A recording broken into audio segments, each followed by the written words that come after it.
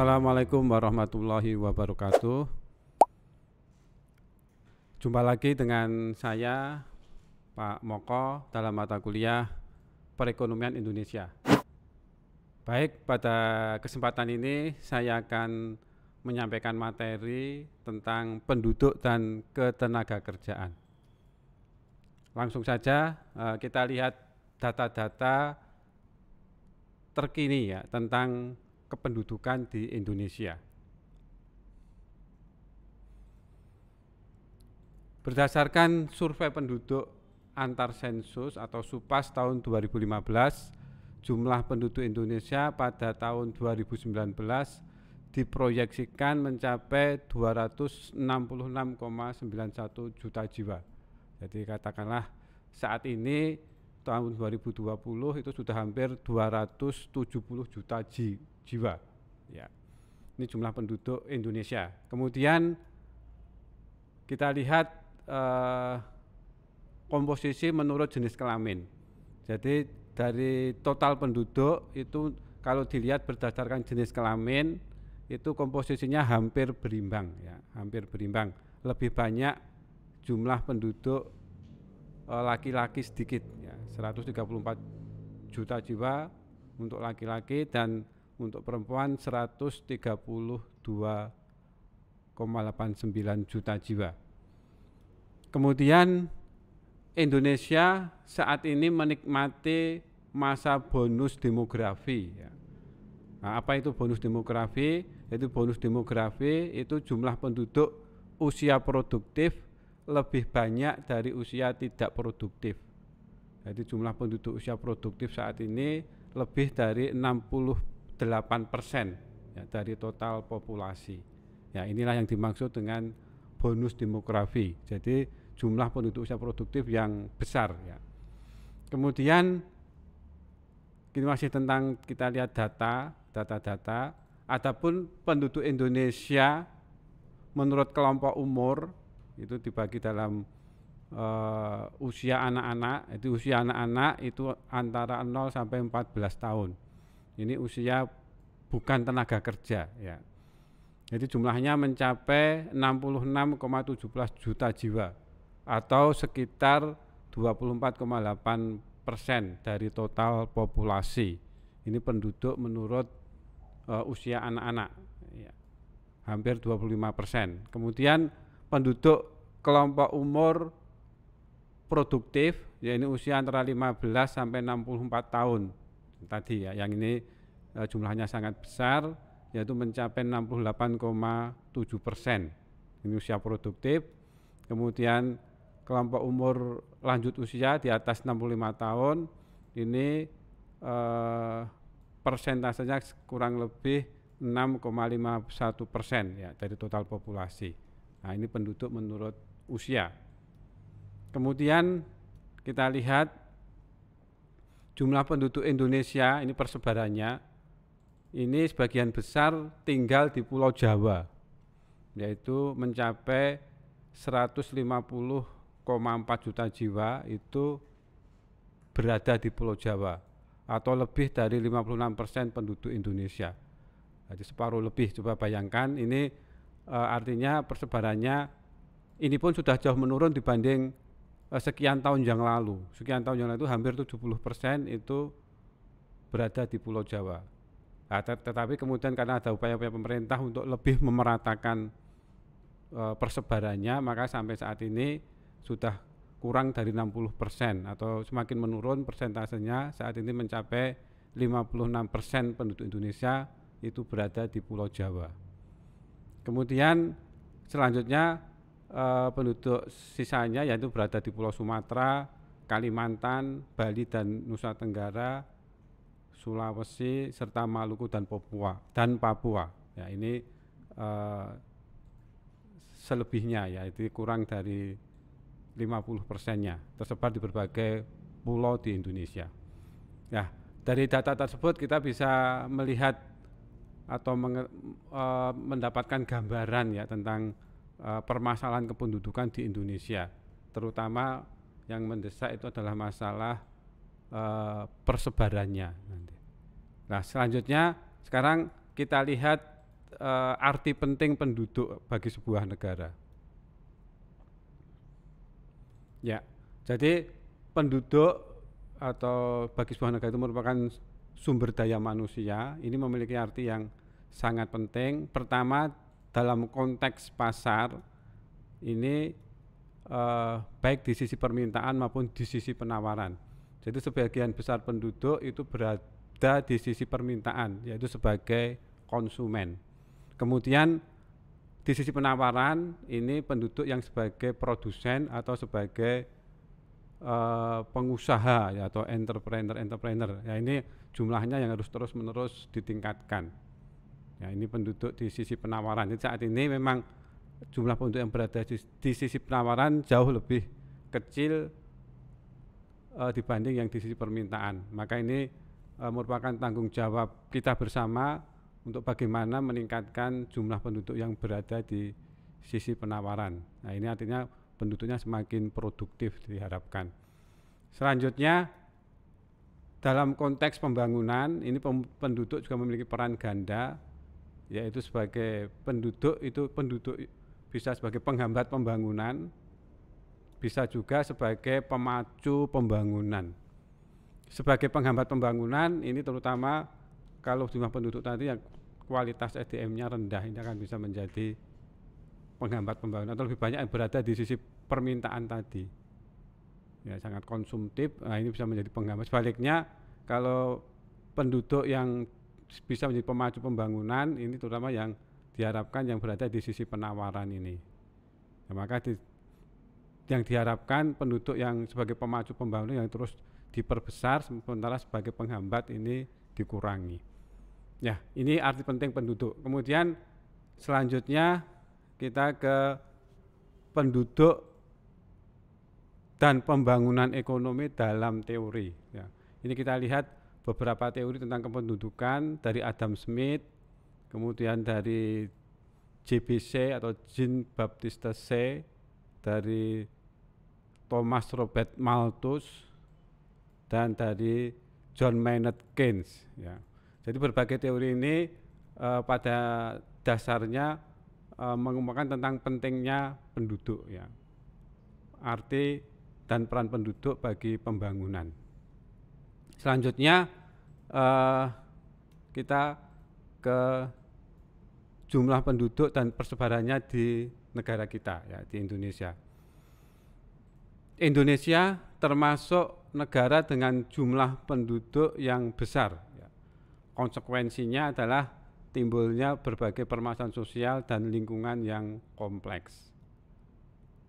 Konsentrasi penduduk pada satu tempat ini akan menimbulkan kesenjangan dalam laju pertumbuhan ekonomi antar wilayah di Indonesia.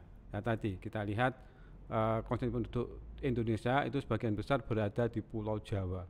Maka tidak heran kalau Pulau Jawa ini menjadi lebih maju, kadang jauh lebih maju dibanding pulau-pulau di luar Jawa. Kemudian peningkatan jumlah penduduk, nah ini tidak diimbangi dengan pemerataan penyebaran penduduk. Nah, maka ini merupakan terutama dari pemerintah untuk membuat kebijakan bagaimana supaya persebarannya ini semakin merata, ya. Jadi komposisi penduduk yang berada di luar Jawa ini semakin besar, sementara yang berada di Pulau Jawa semakin berkurang. Nah, dulu kita mengenal program transmigrasi, ya. Ya, kemudian sekarang kita lihat ke permasalahan kependudukan. Tekanan masalah kependudukan atas pembangunan itu sesungguhnya tidak terlalu berkaitan dengan aspek jumlah, tetapi lebih terkait dengan variabel-variabel kependudukan dan karakteristiknya. Ya.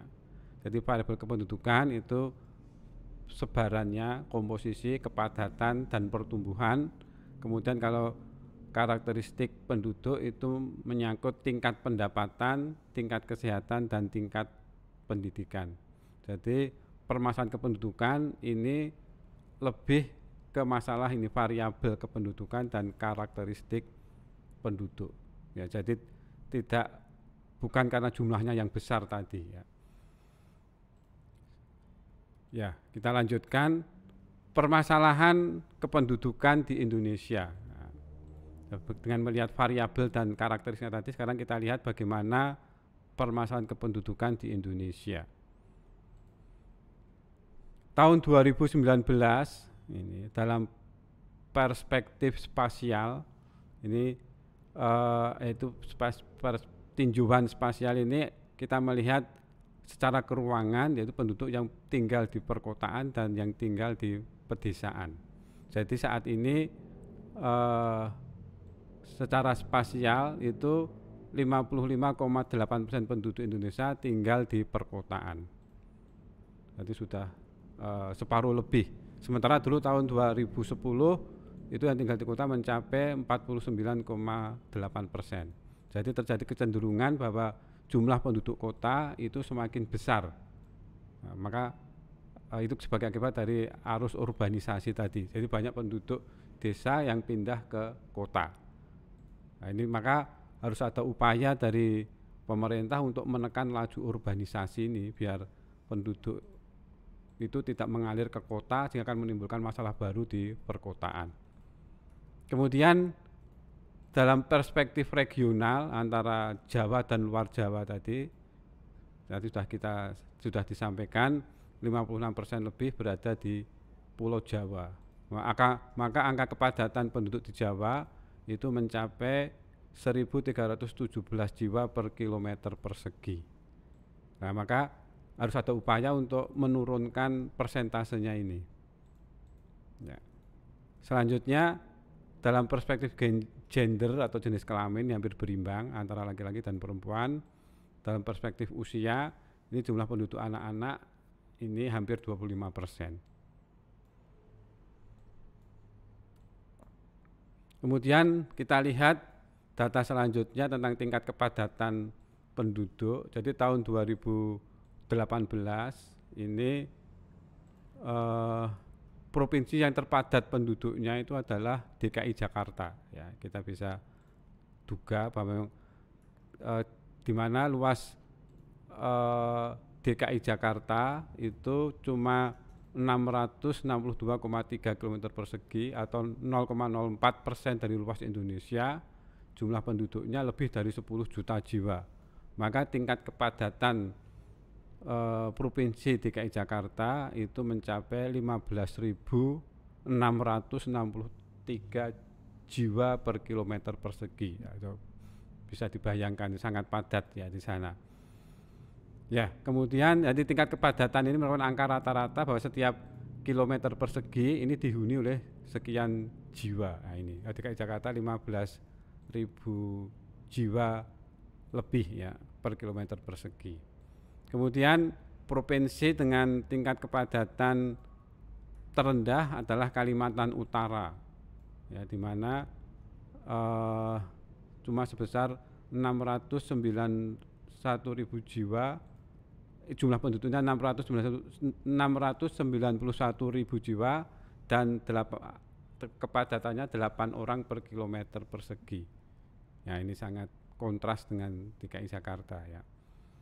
Kemudian provinsi dengan pertumbuhan penduduk tertinggi adalah Kepulauan Riau 3,16%. Provinsi dengan tingkat pertumbuhan penduduk terendah adalah Jawa Timur ya 0,66%. Ya, ini data tahun 2018.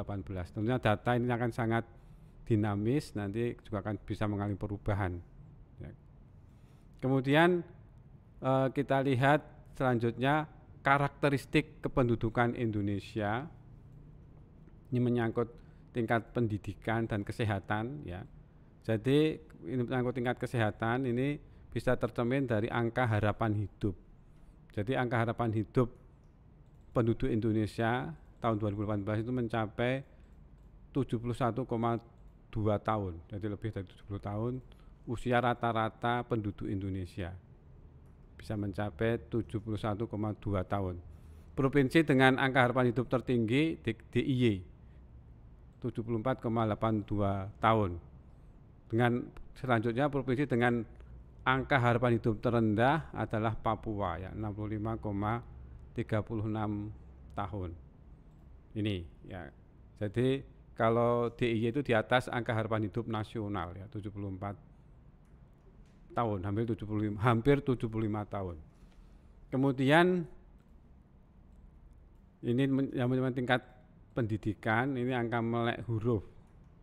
Ini penduduk Indonesia usia 15 tahun ke atas yang melek huruf itu artinya bisa baca tulis atau tidak buta huruf mencapai 97% ya. Tentunya saat ini pun angkanya akan terus bertambah. Kita sudah sulit lagi menemukan penduduk Indonesia yang tidak bisa membaca. Kalau toh ada ya mungkin di daerah-daerah pedalaman sana ya. Selanjutnya ini peringkat Indonesia secara global berkaitan dengan pembangunan pendidikan. Nah, Indonesia saat ini berada di peringkat 64 dari 120 negara berdasarkan penilaian Education Development Index atau indeks pembangunan pendidikan. Ini menurut UNESCO, tapi ini tahunnya agak lama, 212. Nah, tentunya kalau kita bisa cari data saat ini peringkatnya berapa, tentunya sudah mengalami harapannya ya sudah naik peringkat ya. Ya. Kemudian ini tentang kependudukan di Indonesia. Ya. Baik, sekarang kita lanjutkan tentang ketenaga kerjaan ya. Jadi penduduk dan ketenaga kerjaan ini memang berkaitan erat ya. Karena sebagian besar penduduk nanti adalah sebagai tenaga kerja. Nah, kita lihat data dulu tentang ketenaga kerjaan. Jadi yang dimaksud tenaga kerja itu penduduk usia 14 tahun ke atas. Kalau kurang dari 14 tahun itu bukan tenaga kerja. Ini menurut BPS ya. Kita lihat data BPS, Badan Pusat Statistik, telah terjadi penurunan jumlah pengangguran di Indonesia. Ya, tahun 2019 dibandingkan 2018 jumlah pengangguran menurun ya dari semula 6,87 juta orang tahun Februari 2018 berkurang menjadi 50.000 sebesar 50.000 menjadi 6,82 juta orang ya pada Februari 2019. Ini jumlah pengangguran orang yang belum bekerja atau sedang mencari pekerjaan. Ini yang disebut sebagai penganggur. Kemudian berdasarkan data BPS lagi, jumlah angkatan kerja di Indonesia tahun 2019 angkatan kerja itu mencapai 136,18 juta orang ya. Jumlah tersebut naik dibandingkan tahun 2018 yang cuma sebesar 133,94 juta orang. Jadi mengalami kenaikan. Jadi angkatan kerja itu bagian dari tenaga kerja. Jadi tenaga kerja itu nanti dibagi dua, angkatan kerja dan bukan angkatan kerja. Ya. Jadi yang masuk angkatan kerja itu sebesar 136,18 juta orang saat ini tahun 2019. Kemudian sebanyak dari data tadi sebanyak 74,08 juta orang atau 57,27% itu bekerja pada kegiatan informal atau sektor informal. Jadi sebagian besar angkatan kerja itu berada di sektor informal, 57% lebih ya.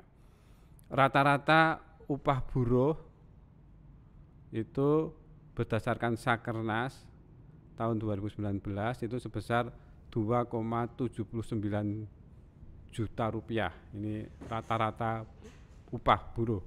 Kemudian buruh laki-laki itu memiliki upah yang lebih besar dibanding buruh perempuan. Ya. Sementara rata-rata buruh berpendidikan universitas atau karyawan yang berpendidikan universitas itu sebesar 4,34 juta rupiah, sedangkan pendidikan SD ke bawah sebesar 1,73 juta rupiah. Nah, maka jadi dengan ini kita bisa ketahui bahwa semakin baik tingkat pendidikan, maka semakin besar pula tingkat pendapatannya. Ya, diharapkan seperti itu. Ya, tentunya juga harus disertai juga dengan kerja keras ya. Jadi jangan hanya mengandalkan pendidikan saja yang tinggi. Tapi secara umum berdasarkan data kita bisa ketahui bahwa mereka yang berpendidikan perguruan tinggi tentunya akan lebih memiliki pendapatan yang lebih baik dibanding yang berpendidikan di bawahnya. Selanjutnya,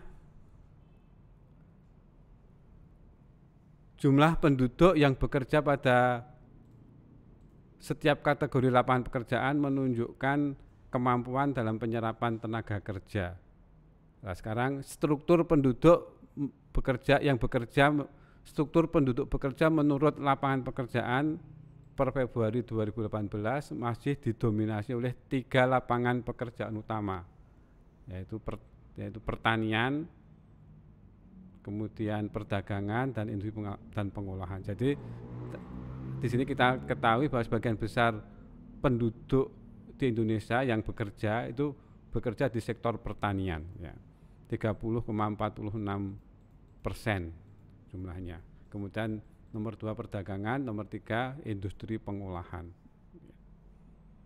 Jadi meskipun sektor industri itu kontribusinya terhadap PDB paling besar, tetapi dilihat dari penyerapan tenaga kerja masih lebih besar sektor pertanian, ya.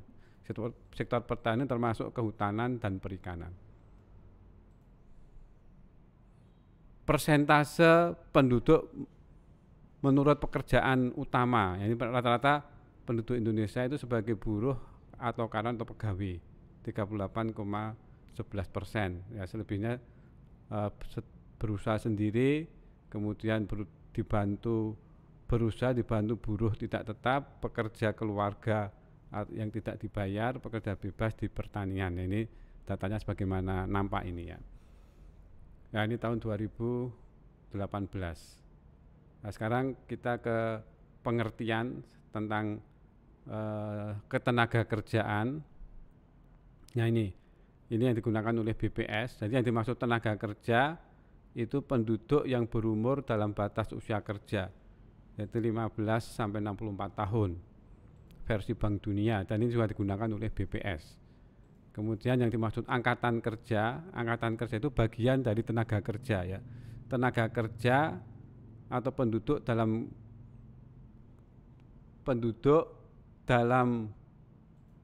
yang bekerja